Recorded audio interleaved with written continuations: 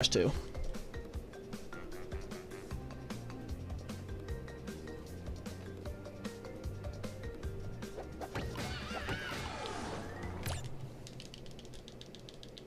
Alright. So, after I skip the cutscene, I'm going to be greeted with this intro level.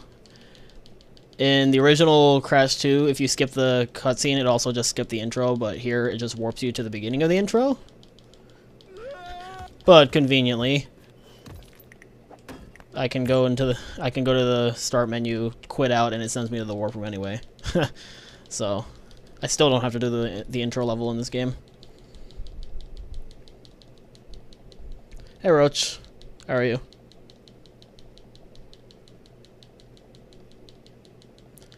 Alright. So immediately things look very different from Crash 1.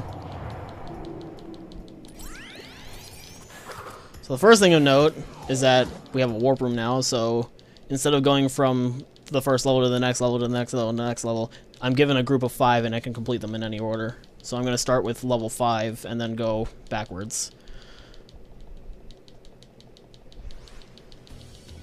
Having trouble getting Discord to not be heard on stream. I'll look at it after this, Roach. I don't have work tomorrow, so I can be up for a while.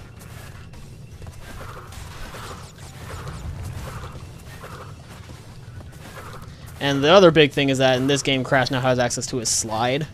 So sliding is the fastest form of movement in the any percent categories.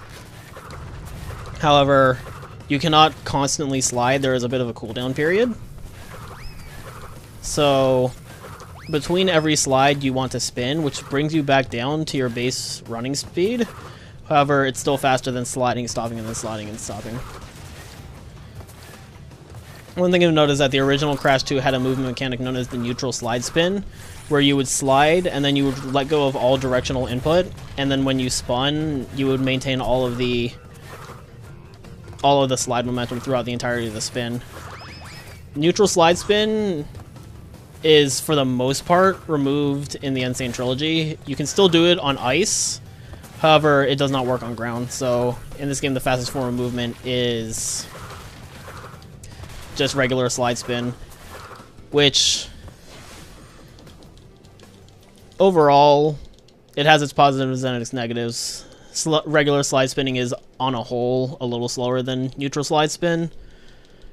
However, it also, the barrier to entry for the game is much lower, which I think is beneficial because the games are still not like super easy, but it makes it easier for newcomers to pick it up.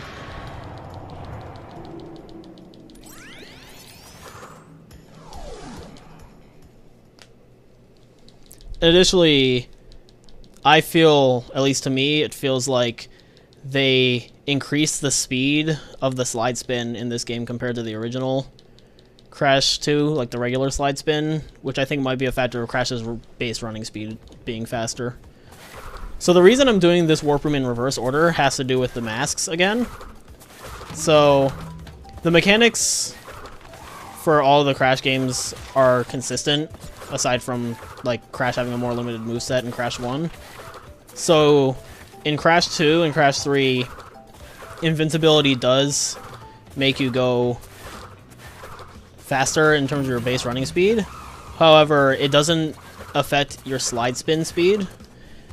And overall, slide spinning and invincibility are extremely comparable. So, because there's this little animation when you get invincibility at the start, where Crash will go invincible and then he'll jump in the air, in many cases, it's not beneficial to go for invincibility. In fact, it is a detriment. It's a very slight one, but it is a detriment. So the level order is designed where I only have access to masks when I'm looking for invincibility, and then I can easily bypass it when I don't need it. So I started with level 5 because the chase levels do not allow you to take masks into them. So if you enter a chase level with masks, you'll automatically lose every one you have. So I entered that one first just because I don't have any masks anyway, and I do want to leave this warp room with 2 masks because I won't be abusing invincibility in the first warp room, but I will be abusing it twice or 3 times in the second warp room. And because Crash Dash is the last level in the warp room, and it takes away your masks, I don't want to do it last. And it is more optimal to do the warp room in order of the doorways if you can. So I just do Crash Dash first and then go backwards from 5 to 4 to 3 to 2 to 1.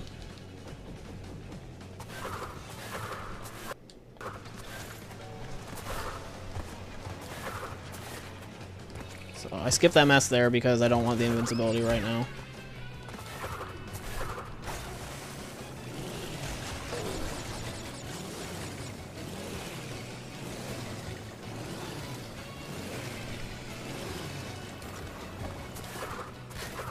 So this level's Hang 8. There's a timer in the bottom right corner of the level where if I reach the end of the level before that timer runs out, I'll be awarded a special timer gem. However, I'm gonna avoid that gem because it takes time to throw it up in the warp room. And additionally, this level is the first one in the series to have the purple crystals, so unlike Crash 1, where you just have to get to the end of the level, in Crash 2 and Crash 3, I also have to gather the crystals in order to complete the level. However, the crystals are all in the main path, so it's extremely difficult to miss any of them.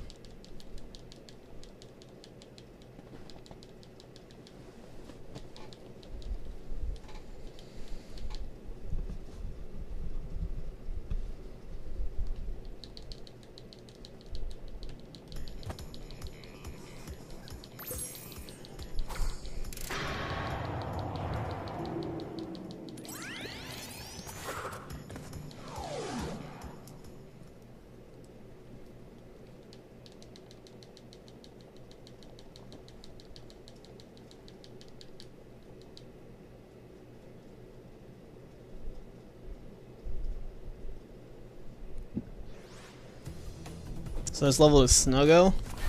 There's a mask right here, and I'm going to jump over it because masks still aren't invincibility still isn't beneficial in this level.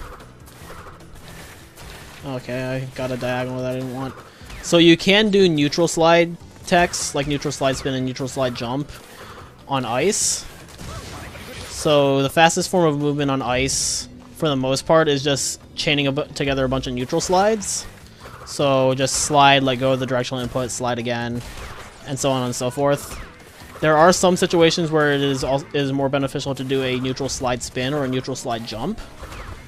And these are usually, for the slide spin is if there's an enemy in my way, and then for slide jumping is if I want to jump over a hole. So like right here I did a neutral slide jump. And there I did another one.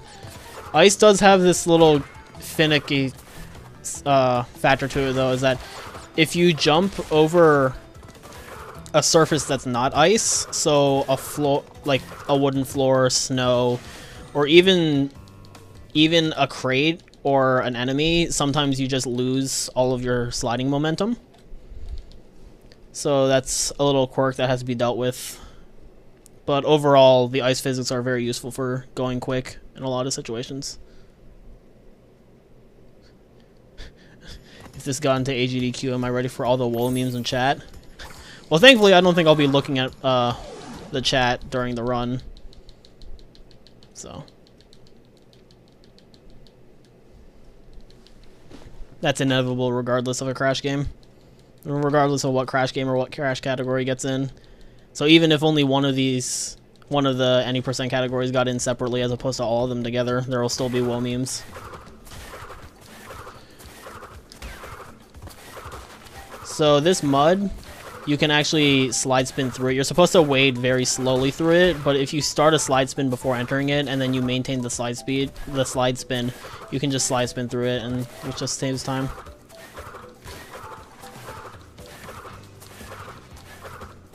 One thing of note with slide spinning is that I want to maintain straight lines as much as I can. It is very slow to turn during the spin of a slide spin. Like, it just almost negates all of your momentum.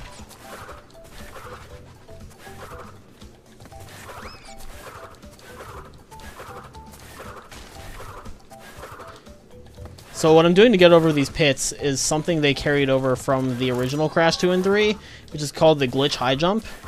So that name's a bit of a misnomer because it was a glitch in the original game, but I fully believe it was intentionally added to the Sane Trilogy. And what it is that if you do a crouching jump or a slide jump, which normally gains more height than a regular jump, if you spin during the ascent, you get an even higher jump.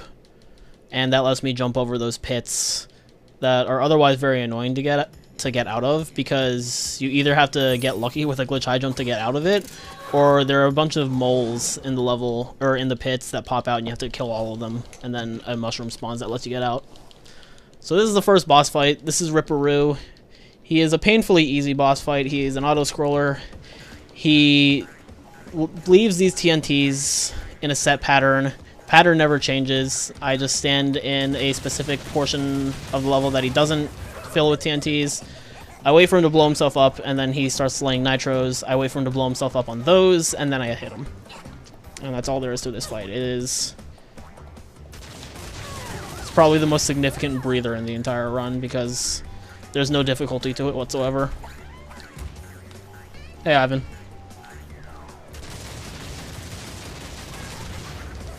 I'm doing alright, thanks for the good luck.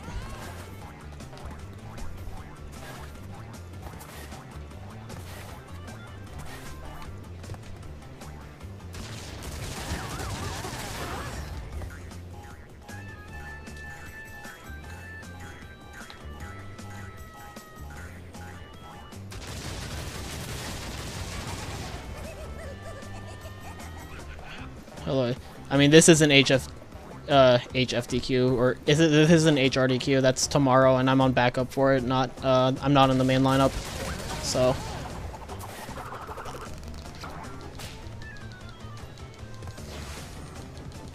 Roach got in for HRDQ though, so that's really cool. But yeah, that's all there is to Ripperoo. It's not a difficult fight. Weird way to spell HDQ.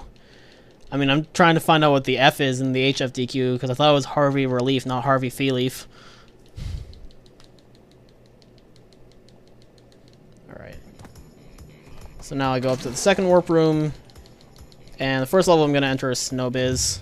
This is the first level where I'm going to make use of invincibility, and ideally I'm going to use it twice.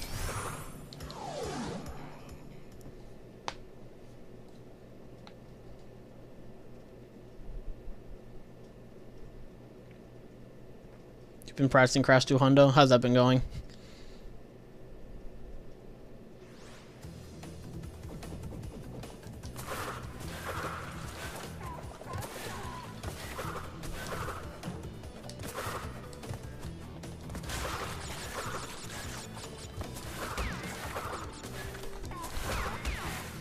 That was the neutral slide jump, which let me just rocket forward to that platform.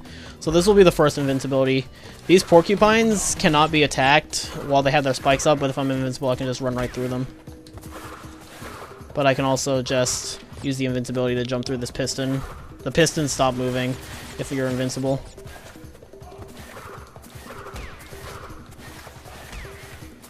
Another neutral slide jump.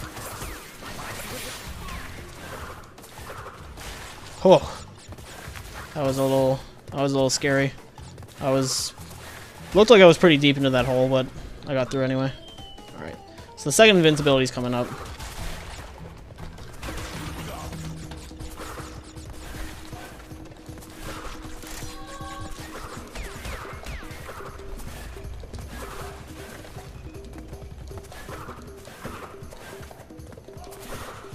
Yep, that was a situation where I lost the ice momentum. Overall went solid though.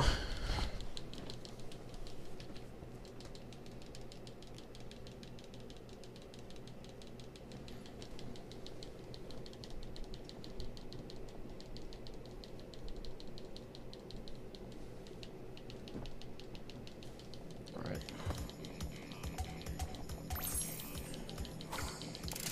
So, next is the eel deal. Hi Coco, bye Coco.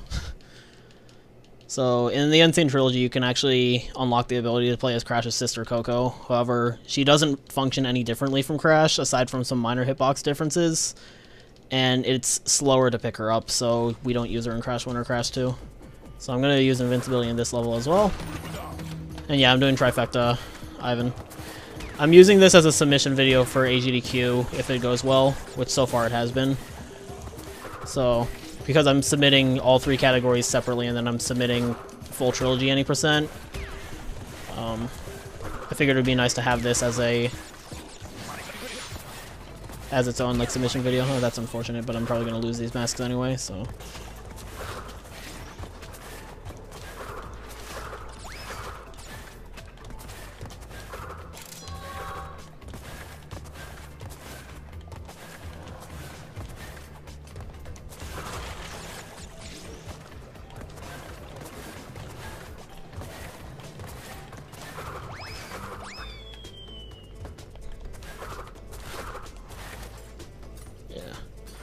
The hitbox of Coco is very slightly different. Like, it almost never comes up, but there are a couple situations where it theoretically could.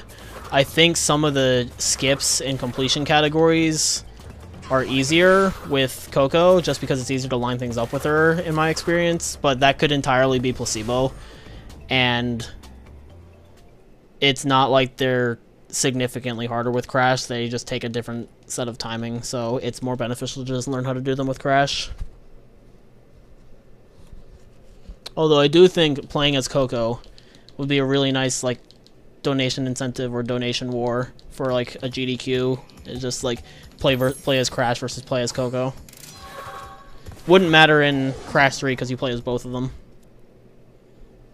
but for Crash 1 and Crash 2 it would be neat.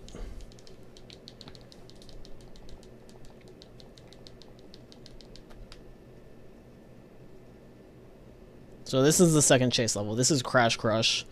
So the reason I'm doing the warp room in this order is that this level and the level I'm going to do right after it take your masks from you. So I wanted to abuse the invincibility in the 2 levels where I would have been able to, which were Snowbiz and the Eel Deal. And you can have masks in the level 7 Air Crash, but because of the way we do the level, you'll never leave the level with masks. So we save it for the last part of the run. Or the last part of the warp room.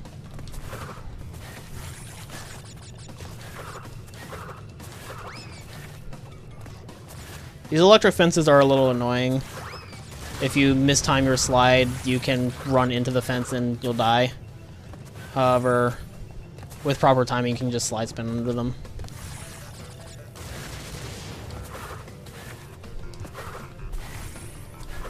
Is there any kind of wall boost here? No. As far as I know, there's no wall boost in Sane Trilogy. So yeah, in the original Crash game, there was this weird property in the first 2 chase levels and all 3 of the river levels, where if you slid along the wall, like diagonally, you would get a speed boost that was, I think, akin to a zigzag. However, zigzagging does not work in the Sane Trilogy, and the wall boost, as far as I know, does not either. I mean, I guess zigzag technically works in the Sane Trilogy, it just slows you down, so it's definitely not worth doing. I remember I tested it in the high road, and I did a zigzag off of a turtle jump, and it was like the easiest turtle jump in the entire level, and I missed it because I zigzagged, and I just didn't make the jump.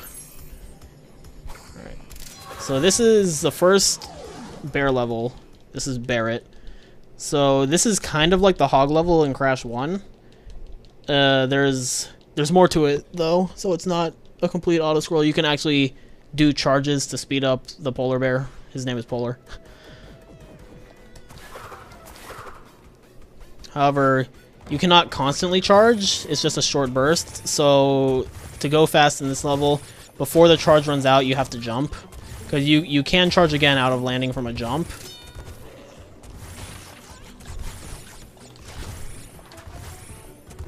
So if the charge runs out before I jump, though, there's a noticeable amount of cooldown before I can do it again.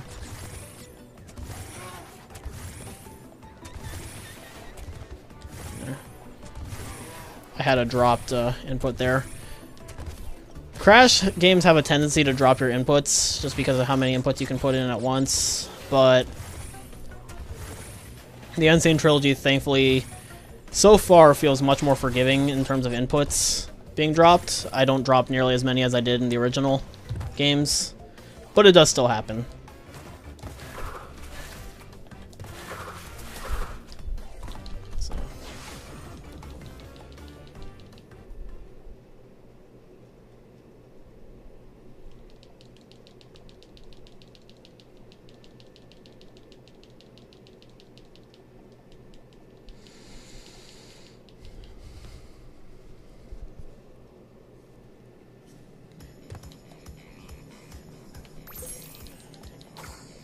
So the last level in this warp room is Air Crash.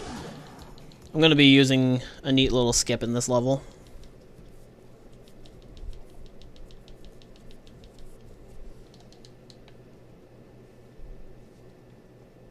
Which is also part of the reason I left it for last.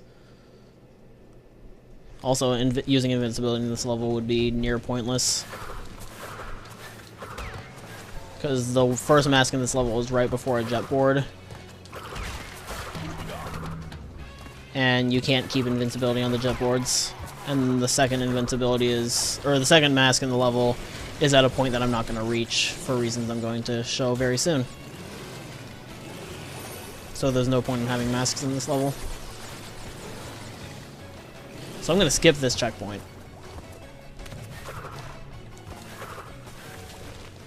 And I'm going to grab the crystal and I'm going to Death Abuse, which will take me back to the very first checkpoint.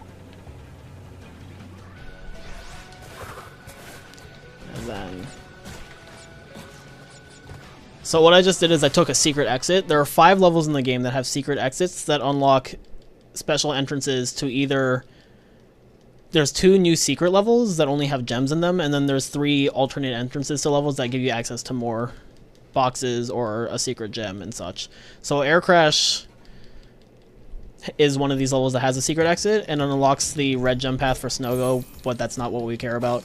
So the reason I took that secret exit is that it's much faster to grab the crystal, Death Abuse back to the first checkpoint, and then take the secret exit to leave the level, and then just use the center platform to go back up to the second warp room. And this trick was actually not useful in the original Crash 2 because the secret warp room didn't have the center platform, so to get out of the secret warp room you would have had to enter one of the levels that you unlocked and then exit out of it. But in the Sane Trilogy, because you can just ride back up to the top, you can... It's much quicker than just finishing the rest of Air Crash. And on a whole, I believe it saves, I want to say 8 to 10 seconds and potentially more. So it's most notable in Air Crash. I'll be doing it again in another level called Digging It.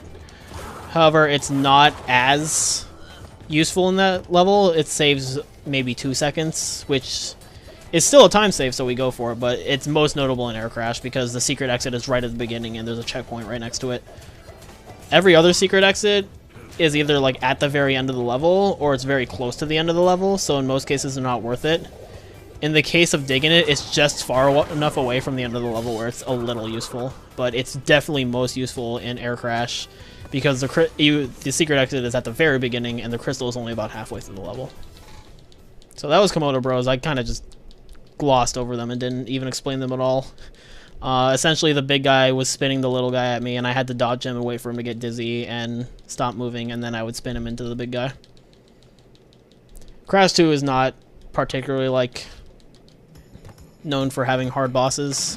Crash in general's bosses aren't backbreakingly difficult, but Crash 2 especially has fairly easy and straightforward ones.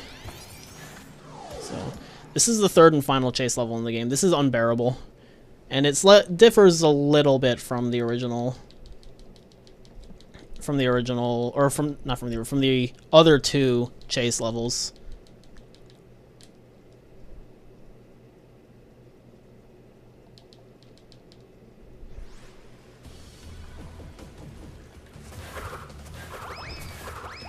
So if the name didn't give it away, you get chased by a giant bear in this level, as opposed to a boulder.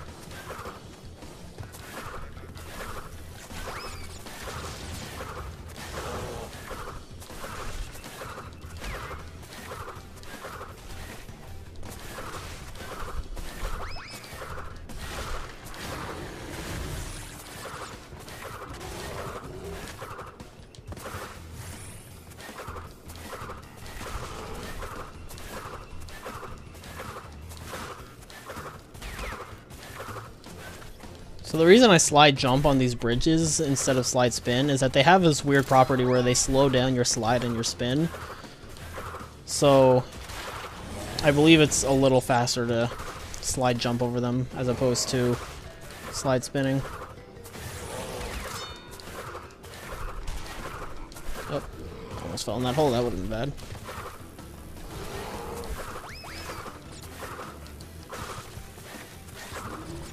And if this level couldn't get cool enough, the last portion you ride polar. So you're on a bear being chased by a bear.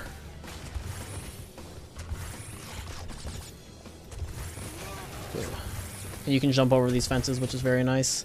Makes this entire ending portion much simpler. So Unbearable also has a secret exit, but it's so close to the end of the level that it loses time to do.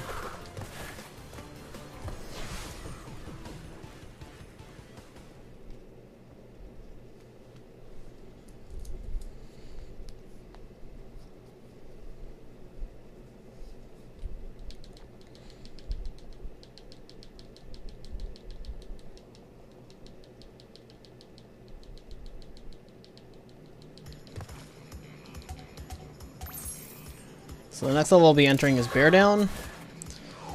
I'm entering this before the level that was between it and Unbearable because they both take masks from you and I want to have masks in the other levels. So this is the second full bear level and it'll be the last we'll be seeing a polar. So I did a glitch high jump there just because the cliffs have a weird property where if you slide off them it'll just take away all your momentum. So it's just better to just jump over the cliff.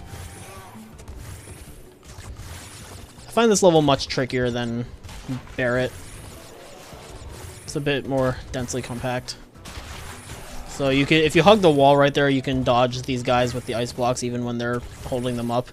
Ideally, you either jump over them or you run under them depending on what position they're in, but I was able to jump to their side just by hugging the wall, which was discovered by Stuart, another Crash 2 runner. He has the current world record for 102%, and I believe, yeah, he has the current world record for 102%. He's second place in 100%, and then he's second place in any percent to me, and we traded the world record for quite a while before he took a break. And he's also, incidentally, the world record holder for all but one category in the original Crash 2, and in that one category he has second place, which is 100%. So yeah, that's all of Bear Down. That's all there is to Polar, which is fortunate or unfortunate depending on who you ask. I'm not the biggest fan of Polar levels, but there are much worse vehicle levels.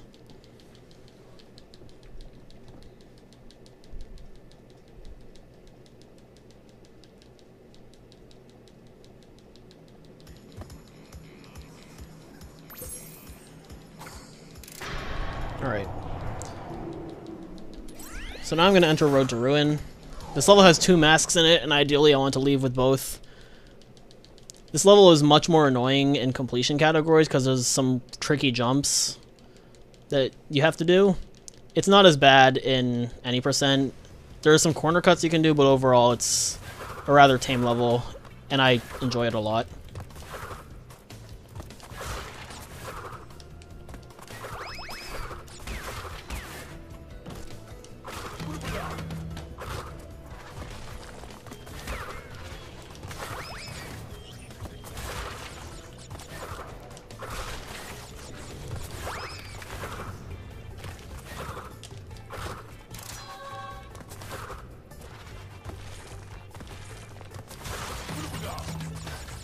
Wow, really? How did that not work? Well, that's unfortunate. That means the next level is going to be a little slow as a result, because I wanted to take 2 masks out of this level.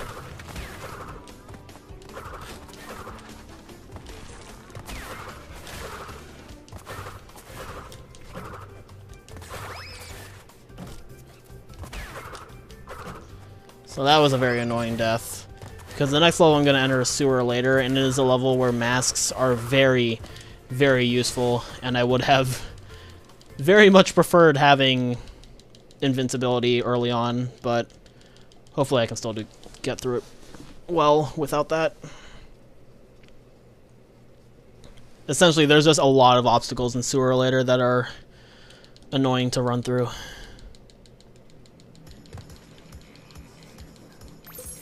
And the invincibility just makes plowing through them much easier.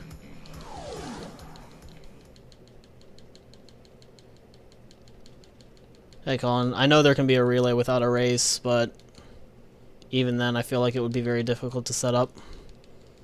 I'm not even certain that they would accept all 3 games.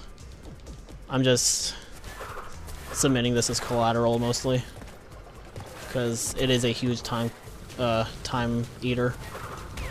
So if you wait a little bit on those flamethrower guys, you can actually slide through their flame or around it and then just hit them, which is a nice change from the original game where the flame hitbox is absolutely massive and hard to get through.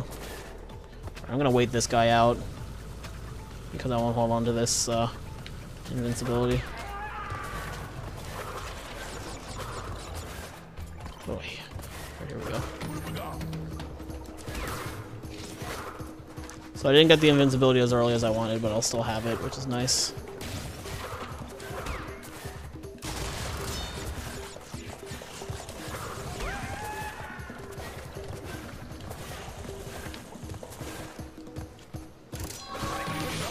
Thankfully that lined up where I could just get the invincibility again.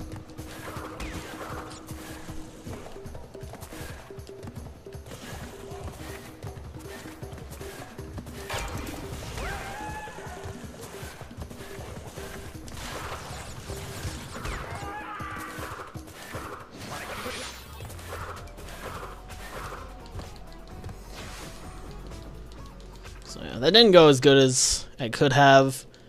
But ultimately, I think I still saved time over my PB, because in my PB, I think I died in that level. So, or at least lost a significant amount of time in it. That level and the level I'm about to do are my 2 most notable places I could save time in my PB. So, next level is plant food. This is the last river level. I really am not a fan of this level. It is very tricky to do. There are a lot of tricky jumps, and you can get tripped up very easily and lose time.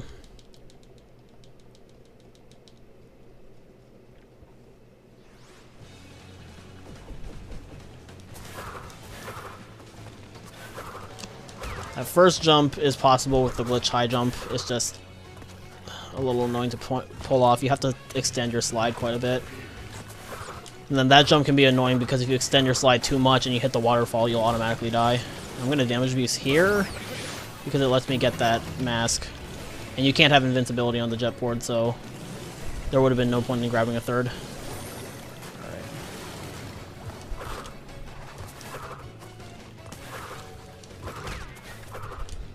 Oh, that was unfortunate, but there's also another mask coming up here, so it doesn't matter.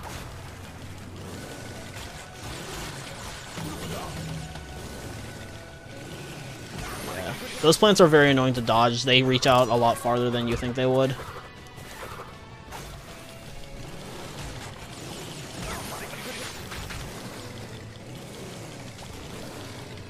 So I have to be careful here. These nitros like to jump really high sometimes, and if they jump super high at the wrong time, I can just die out of randomness. But overall, that went solidly. And losing the masks isn't that big of a deal because we're about to enter the 3rd boss fight, Tiny, and he's one of the only 2 bosses where you can't take masks into him.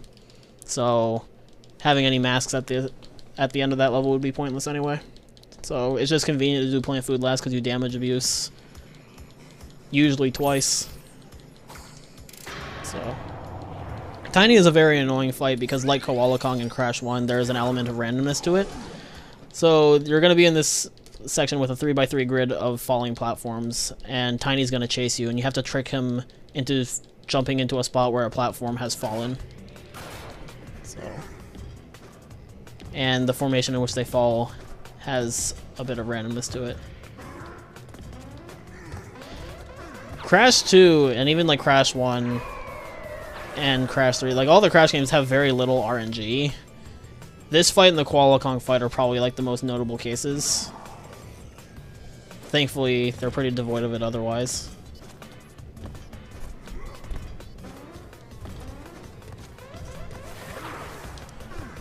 So that worked out. I went down again. That's alright. This is what local recording is for. Well, that worked out.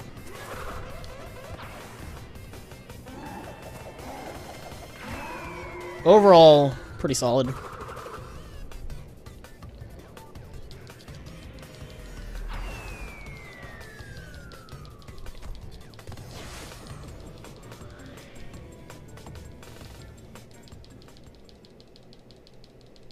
Sorry, we'll be entering the 4th warp room now. This warp room has a lot of mask strategies and like mask abuse and invincibility. So it's very easy to lose quite a bit of time in this warp room. Hopefully that doesn't happen, but it's very possible. Out of all 5 warp levels in this warp room, this first one I'm entering is the only one where I don't abuse masks in some way.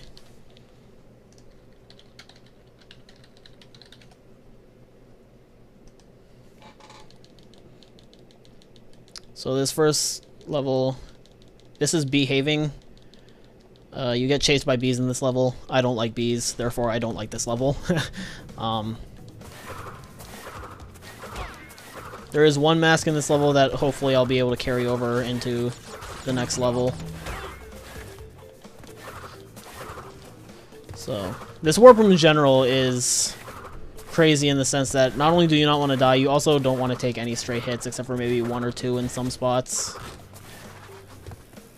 Like, even the boss fight, you want to carry 2 masks out of it, so masks are very vital to this warp room. Yeah. So the way you're supposed to dodge the bees... Hold on. So I can also abuse the side thing from Bear Down to get past that electric fence in this level. However, the way you're supposed to avoid the bees is you're supposed to dig into this red dirt, and the bees can't get you while you're down there. That's pretty slow, though, so thankfully slide spin is fast enough where you can dodge the bees anyway.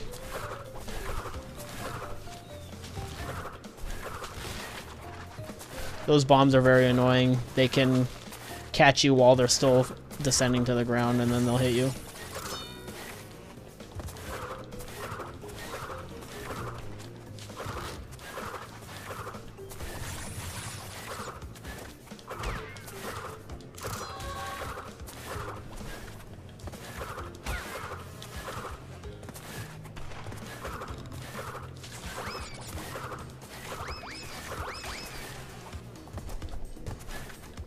Yeah, that went really well. Oh, I got stuck on the wall.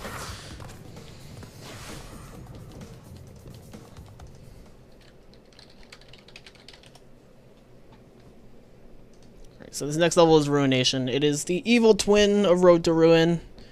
It's a very tricky, evil level. I'm kind of not a fan of it, but at the same time I also think it's a really cool level when it goes well. It's just really bad when it doesn't go well. So, we'll see how it goes.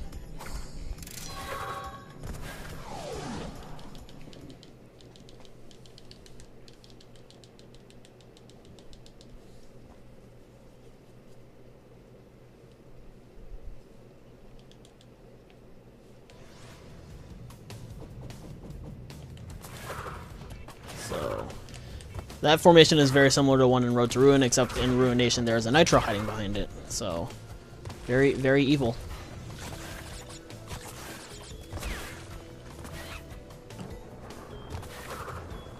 Ooh, that was really close to the Nitro.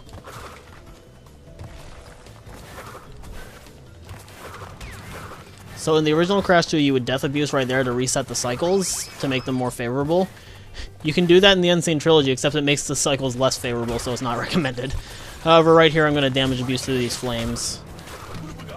Just lets me get through all of this quicker. So.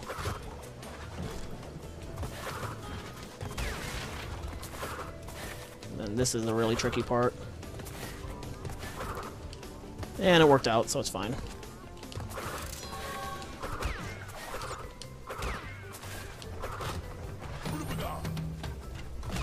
That's fine. I don't really want to have 2 masks leaving this level anyway. Alright. So that went well. That went very well. The scariest parts of those levels are keeping the mask up to the point where you want to damage abuse, and then jumping through all of those sliding platforms, or the rotating ones. It's a very tricky and precise maneuver at times.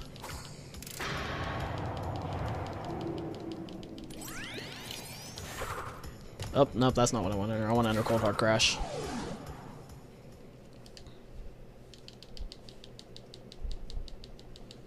So this level is infamous for being very difficult to complete with all boxes and the gem. However, it's not as bad in any percent. And we're going to be making use of what's called the death route. So, in a select few levels, there is a special skull and crossbones platform that if you reach it without dying since the beginning of the level, you can access what is called the death route. It's a harder portion of the level that usually hides either like a gem or boxes or both. So I'm going to skip this checkpoint. That way, if for whatever reason I die, I can just start back at the beginning of the level, which will keep the death route open. And then I'm going to damage abuse with that TNT.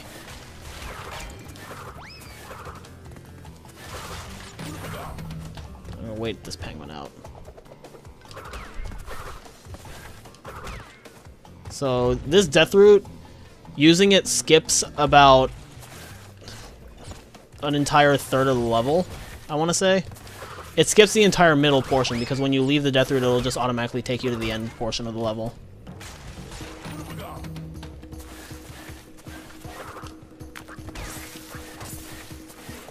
So I use invincibility here to get through all this. This is much more difficult without invincibility. And then I slid forward there into the wall so I could avoid that gem.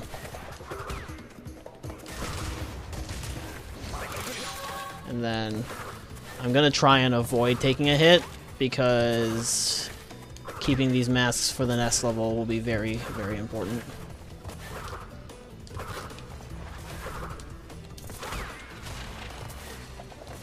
Thankfully, there is a small portion when the porcupines first spike up where you can still hit them.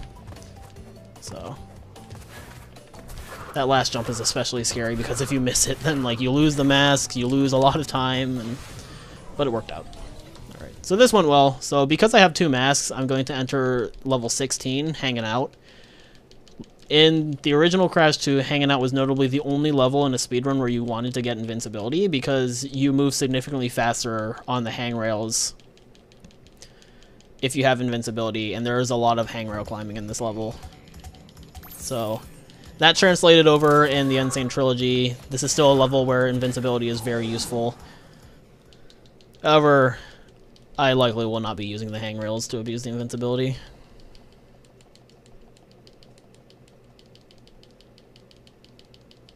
And in the original game, there was also a different method that didn't use the hangrails either. That just involved zigzagging across the bottom while you were invincible. So, funnily enough, you can slide through that guy as well, if you wait just a little bit. Whew. This is like the scariest part, because if I take a hit here, then like everything's just dead. You lose quite a bit of time for not getting invincibility in this level. I'm gonna wait these guys out just because I don't want to risk getting hit.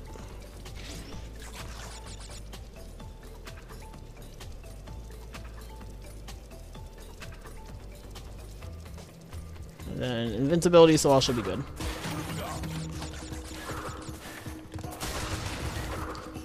So it is a little bit faster to just slide across the hot pipes like this, as opposed to using the... Oh, it's usually faster if you don't get stuck like that, as opposed to using the hangrails.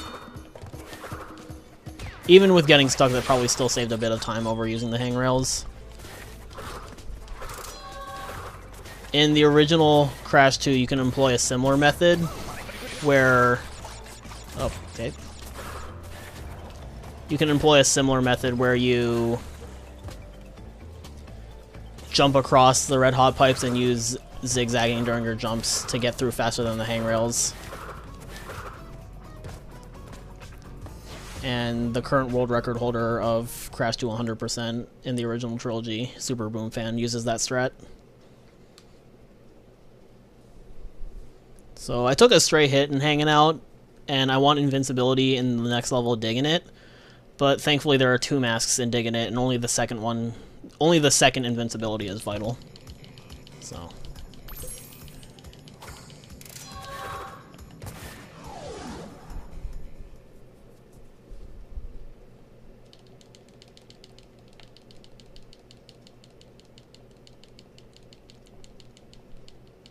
Alright, sounds good, Ivan.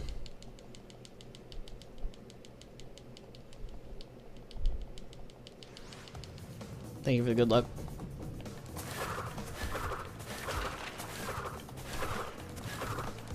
So these enemies are going to do everything in their power to make sure I don't get invincibility. Let's hope they fail. So you can do a glitch high jump to get over that hole. These guys are very annoying, but not that hard to avoid. So the invincibility's coming up.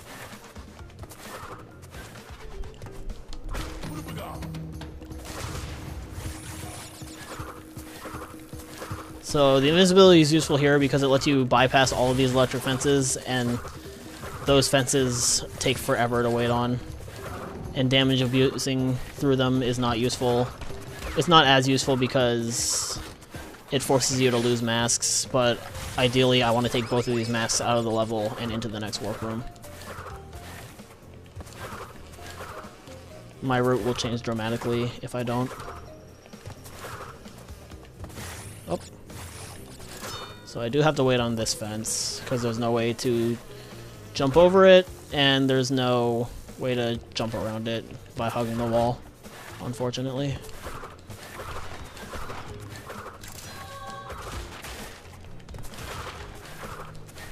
Oh boy.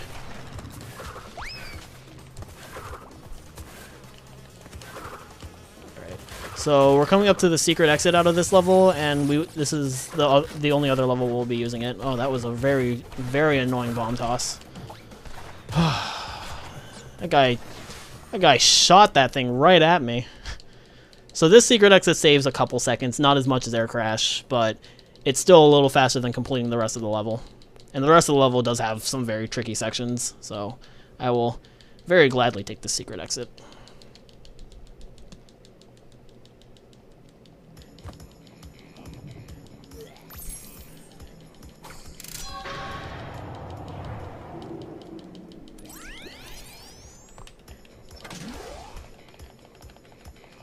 So this next boss fight is Engine. He's probably the most thought-provoking boss, because you fight him he's in a giant mech, and you have to destroy both of his arms and both of his shoulders and then his center. And they each have a set amount of hit points that you like throw Wumpa Fruit at him to break.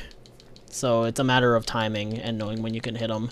The arms both have 10 hit points like they did in the original. They actually buffed the shoulders, where in the original they had 5 hit points, and I believe in this game they have 11 or 12. So it takes quite a bit of time.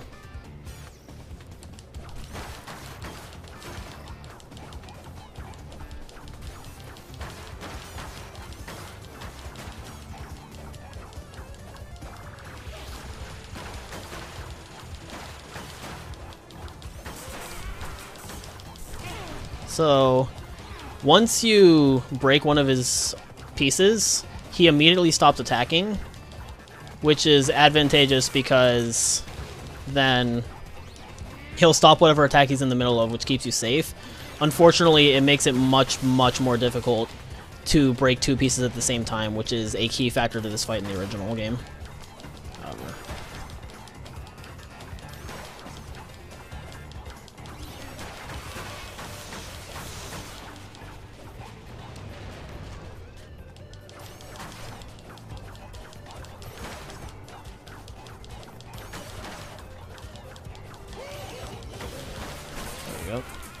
So he didn't fire the last missile because I destroyed the shoulder piece before he got to it. Oh, I missed. There we go. So, it didn't actually lose time because he would have gone around the whole way anyway. So this last section's annoying. He's going to shoot a laser from the center and it's going to destroy the platform. And then he's going to move to either the left or the right and it's random. And I got good luck. Thank you. So that last section, I think they gave it less hit points than it had in the original Crash 2. In the original Crash 2, it had 5 hit points, and I believe it has 3 or 4 in the Sane Trilogy. It definitely does not feel like 5. The trade-off, however, is that in the original, he would start on the left, the center, and then always go to the right, and then always go to the left. In the trilogy, it seems that he always starts in the center, but then he'll go randomly left or right. So you kind of just have to pick and hope you guess right. If you guess wrong, you can reach him and destroy him before he fires. It's just a lot trickier of a time window. So this level's pissing it away. This is the level that I wanted to have the 2 masks for, because there are a lot of pistons in this level, similar to the ones in the snow levels, except they take much longer, and invincibility makes them all stop working.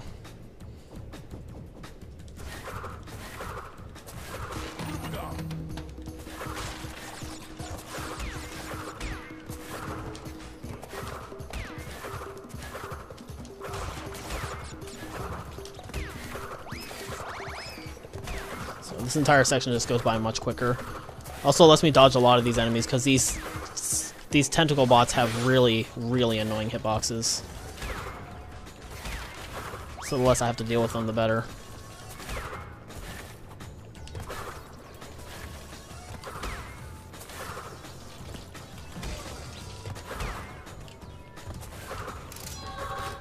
Conveniently, there is another invisibility right here.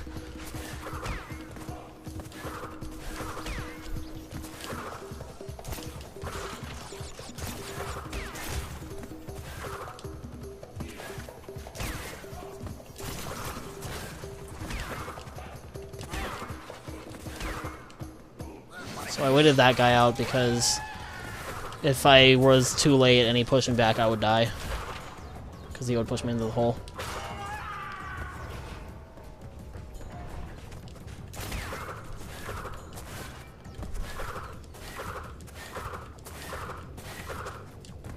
Alright.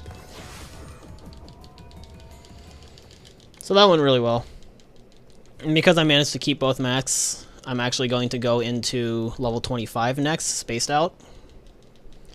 In Spaced Out, you don't use invincibility. However, there are some damage abuse strats that I came up with that make the beginning portion significantly faster.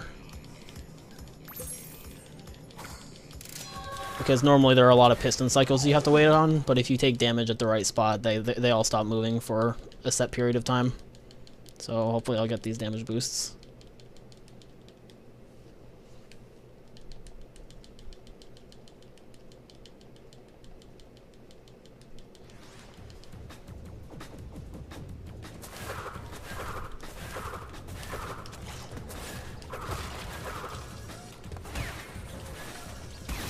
That's the first one.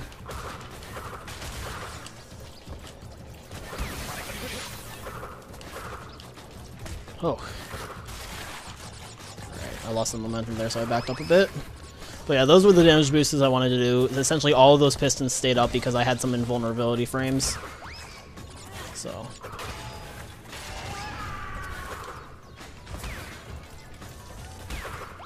It just makes that entire beginning portion of the level much quicker. Normally I save this level for last just because it's less traversing through the warp room. Oh, I got a clip there where you can slide through the solid object, which is a little tight to pull off, but I managed to get it and wasn't expecting it. Yeah. So normally I save this level for last, just because it's less traversing through the warp room to do the warp room entirely in order. However, because I left Piston away with 2 masks for the sake of safety and not risking losing those last 2 masks, I just decided to do Spaced Out, and I'll do the rest of the warp room backwards.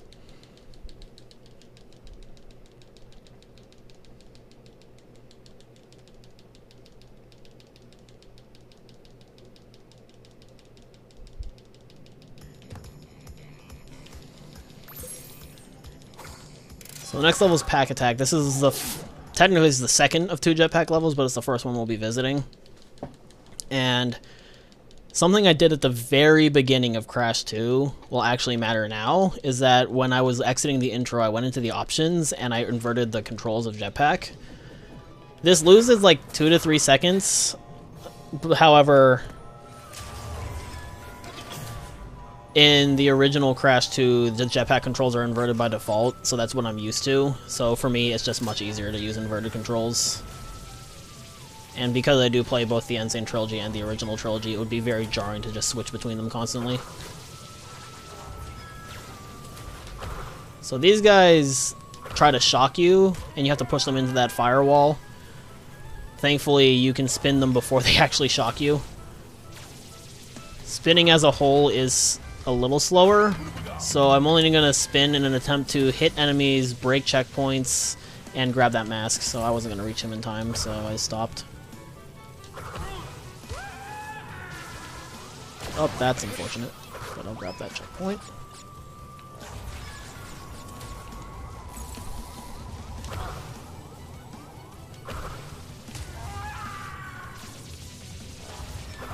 Be a little careful here, but it looks like I got a good cycle lineup. Alright, so that was really good.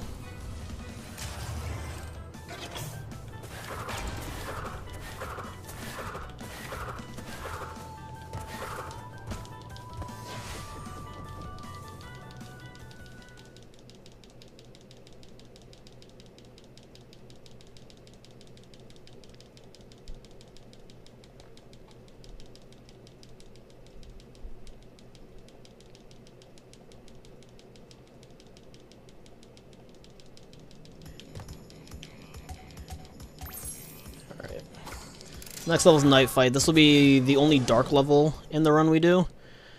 So these differ from the dark levels in Crash 1, where Aku Aku was your light source. Instead, there's a Firefly that's your light source, and you just pick it up on the path, and then eventually it runs out, and then you pick up another Firefly.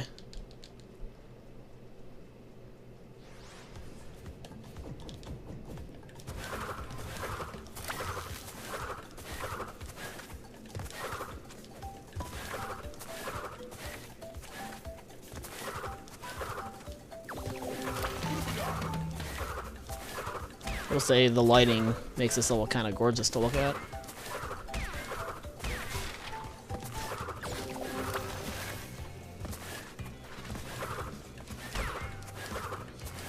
I guess I failed to mention these green lizard enemies, and by extension the similar like tall enemies in the piston levels. You can only kill them through sliding. And those spike bots, similarly to the ones in Crash 1, you cannot damage at all, aside from sniping another enemy into them. So yeah, these spike enemies, or these tall lizard enemies, I want to slide into them.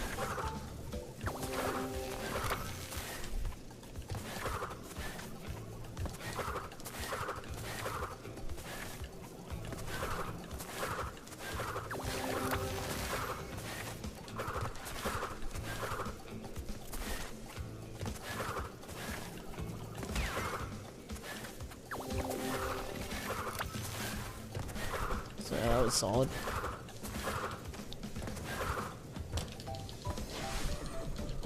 Alright, so we're coming up to the last level now. This is Rocket. It's the other jetpack level. It's a lot easier than Pack Attack. It's much less obstacles, and it's a lot of just flying through the level.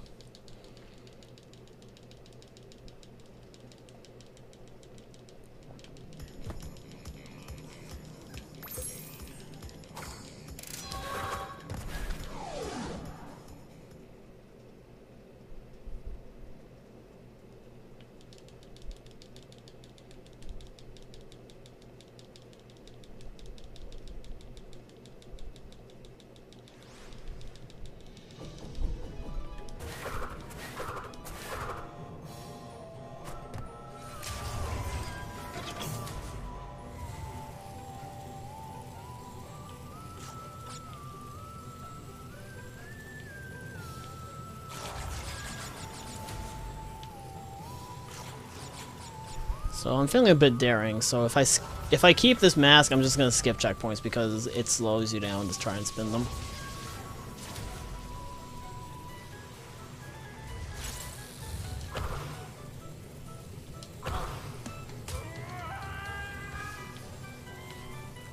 So far I've been doing a good job of keeping them, so...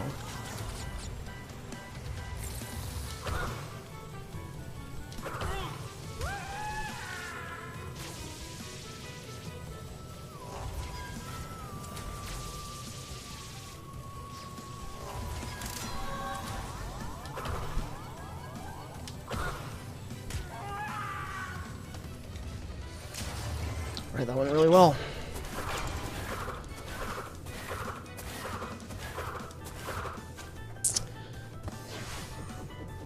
Alright, so I don't want to say for certainty, but this might be world record pace. For, like, Crash 2 specifically. Because the last fight is Cortex. It's a really short, easy fight. He runs away on a jetpack, and you have to hit him. It's notoriously easy in the original game, and they made him even easier in the Sane Trilogy because there's a little alert that pops up above his head when you're able to hit him. So, this might world record. I don't want to say for sure, but it might.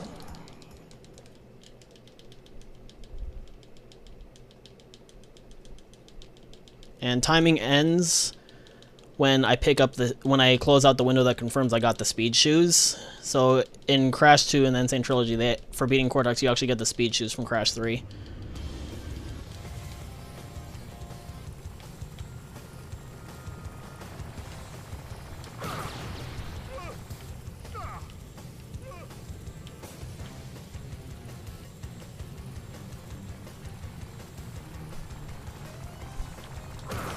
That was close.